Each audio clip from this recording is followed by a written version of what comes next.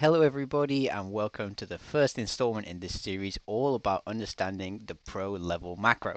So, if you don't know me, my name is Big Time. I'm a former coach out in VCT Pacific, and now I'm out there on the analyst desk. So, the big reason I wanted to make this series is because I think, simply put, macro is the most interesting bit of the pro game, and it doesn't really exist in ranked. And I think there's a lot of people getting into VCT these days who aren't necessarily familiar with these concepts. So, I want to keep these videos pretty short and fast to try and help teach you something about that pro level macro, and hopefully this can improve your own games as well. So the first concept I want to explain in this series is called locking lines. You could also call this deep lines or deep map control, anything like that. It's a defender side macro concept that's very, very common, especially on bigger maps and especially with those teams that love the operator. So let's jump into the Valor plan and explain it a little bit more. So when we talk about locking lines, what we mean is having these deep lines of vision that allow you to control areas of your opponent's space. So if we start with the three-site maps, I think that they're a little bit easier to understand for this concept. I mean, we often see this a lobby fight come through for Haven because as a defender, it gives you control of this line, or if we want to go from long, this line, but they're essentially the same. Even across on C, this kind of thing does function as a deep line because C long is so long. If you want to be really aggressive, you can come down here.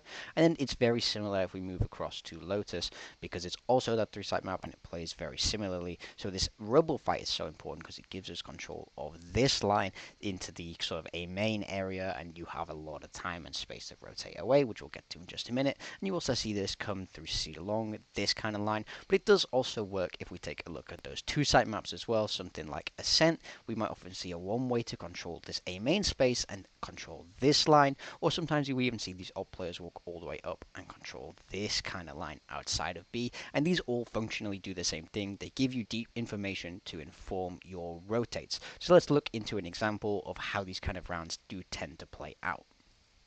So here I have a defender side of Haven with a sort of very old school classic comp, and the only reason I'm doing this is because I think it makes it a little bit more simple to visualize. The same concepts do still apply in the kind of new meta, but I just think this is a little bit of an easier way to show it. So at the start of the round, we want to fight for this a lobby control to control these deep lines. So we're gonna often do that with the reusable util because it's free essentially. So in this comp, it will be like the fault line and the recon from the Sova will come in, and the whole goal is to establish this position. We want the jet on this deep line because it essentially locks off a whole third of the map here is locked and closed by this jet, and this allows us to kind of rotate with a little bit more simplicity. So then we're going to rotate away to be something like this. So we want two people towards C site, two people towards B, and the jet controlling this deep line. Now what this means is if the opponents want to come in towards C, then they're going to be met by two people there. They're going to be met by all of the Killjoy util, any stall that she might have there, and the Omen who can smoke the choke, he can paranoia, flood in very, very quickly, and it's harder for them to attack into those kind of two people. And the same goes if they want to come in towards B. Ideally, there'll be a fault line back and a recon so that, we can spam, and that's why we want to use those reusables. And, we also can aftershock, shock dart, plan, all of that good stuff. But then what happens if they want to come back towards our op player and they want to challenge him on this line here? So the reason that we're fine with this is he can essentially take one shot and live. That's why we want these deep lines ideally locked by this duelist, the jet, the Yoru, or even the Omen. Sometimes having some escape is very kind of critical here because you don't want to die. But then once again, it's able to inform our rotates because we can move across to be something like this. We have the time it takes for them to get to when they're first spotted, where kind of these red lines start. They have to get all the way through a long or all the way through a short. And in that time, we just have to get from B or maybe even a link into these kind of positions towards a site. So then that site is also strong. So what this means in theory is that no matter where they end up hitting, you're always strong on those sites, you're always able to fight them. Now that's not to say that you'll never have to play retake if you're kind of running this concept, because of course you will, but this is just pure theory and something that a lot of teams try and do pretty often. So now let's take a look at some game examples so you can see how this plays out at the kind of top VCT level.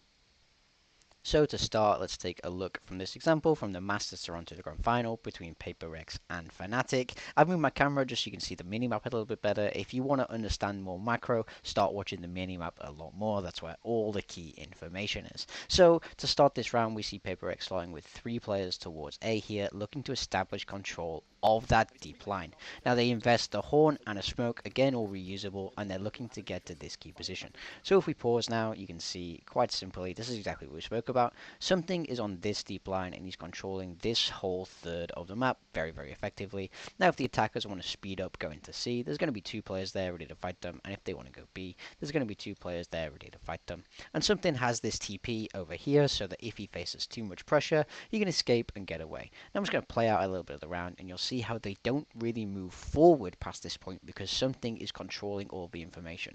So now if these C players want to fight or these B players want to fight, they're going to do it past these chokes and onto the actual sites. So just watch how they move. The only thing that's a little bit different here is how we see Patman move across a little more aggressively towards the C site because that's where he thinks it's going. But they don't need to move forward, and that's because they've managed to establish this deep line properly.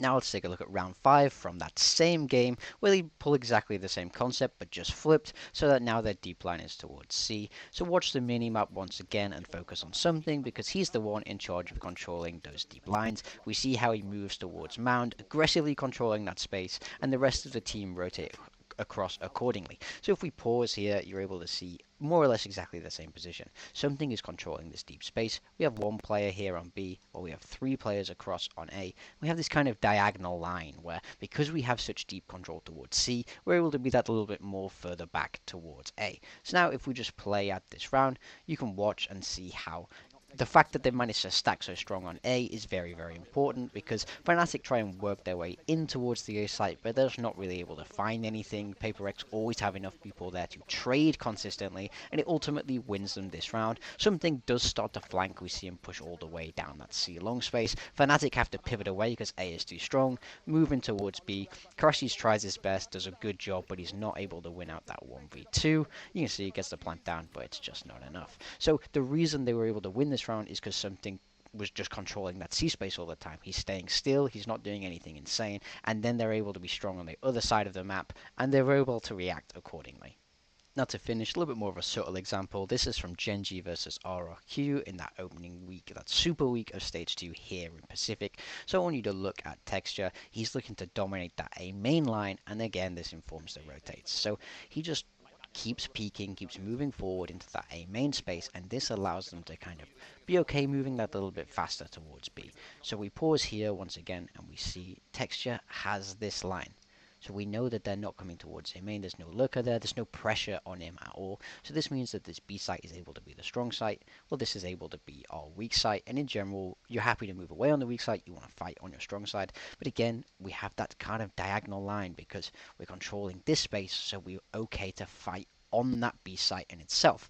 We even see how Charon is okay to ult across this B site because we know there's no pressure here. We're controlling A main and we can see that there's no pressure. So this means very, very quickly Genji are able to get 4 players across on this site, always able to trade out, and the execute just falls flat for RRQ. Down to a 1v3, 1v2, but Genji are good enough to close this out, and again, the round is won purely on the macro. So you've been able to see how this macro concept plays out on a theoretical level as well as in a couple of pro games. The more you watch pro play, the more apparent this macro concept will be. It's very, very common, especially on those teams that like to run their op and in those bigger 3-site maps. So I really hope you've learned something today. Thank you so much for watching, and I will see you next time.